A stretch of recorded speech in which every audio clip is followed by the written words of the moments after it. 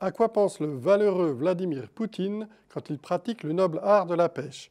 À la propagande homosexuelle probablement qui envahit la Sainte Russie. Et il n'aime pas ça, Poutine. Non, il n'aime pas ça du tout.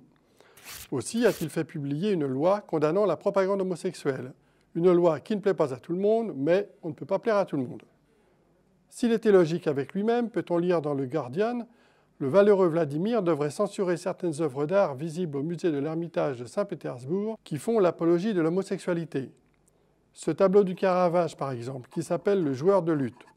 Un jeune homme très efféminé, arborant un décolleté et un ruban dans les cheveux, est en train de jouer au luth une chanson intitulée « Tu sais que je t'aime ».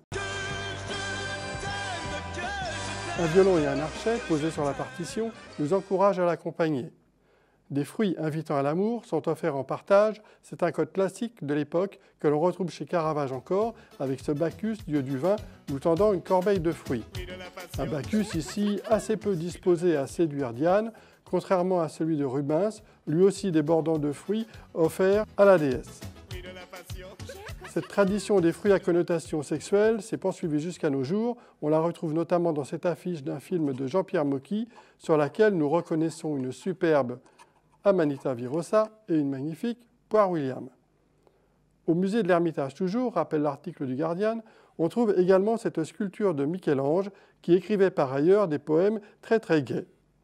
Cela dit, on trouve aussi à l'Ermitage des œuvres un tantinet tendancieuses.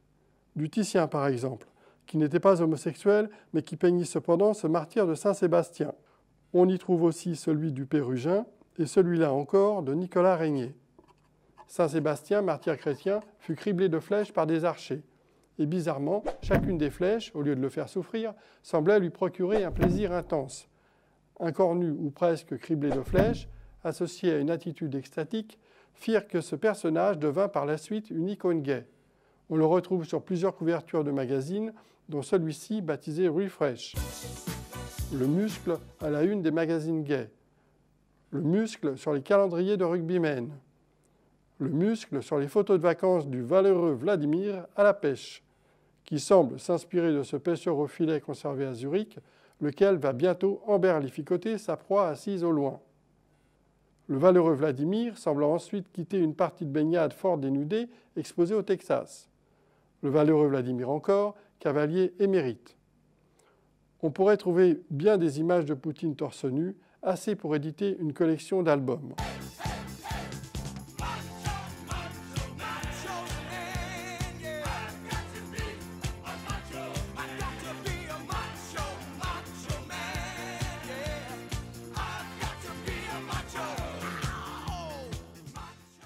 À quoi rêve Poutine? Peut-être s'imagine-t-il secrètement Saint-Sébastien criblé de flèches, peut-être se rêve-t-il en icône gay, la seule icône gay de la Sainte Russie.